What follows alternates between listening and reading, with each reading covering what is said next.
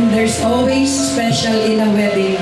Dahil alam naman po natin that the Lord Jesus Christ Himself had chosen to perform His first miracle during a wedding.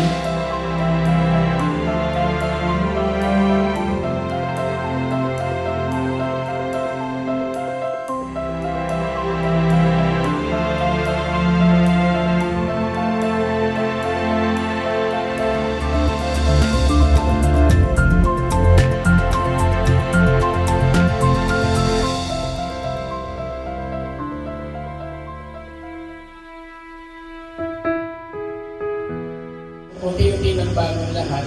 At doon ko napatunayan na totoo pala ang kasabihan, kapag kinamuhian mo ang isang tao, lalo mo siyang mamahalin. The more you hate, the more you love. Ang inisunod, naging pagtataka. Ang pagtataka, naging pagkilala. At ang pagkilala, naging pagmamahal. Yung magiging mabigat ng kamay mo sa mga kaibigan mo, yun pala ang senyales ng inyong malaking puso. Sa puso na handang magmahal ng mabigat ang dugo. At ngayon, eto tayo. Ang babaeng dati kong kinakainisan, siya na ngayon ang aking hinahangat na makasama habang buhay.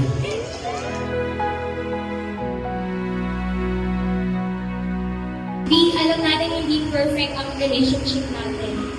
Hindi ako perfect. Pero sa 10 taon natin magkasama, natuto ako na ang totoong love, hindi lang tungkol sa piling. Hindi lang sa saya, at lalo hindi lang sa mga araw na madali ang hirapan.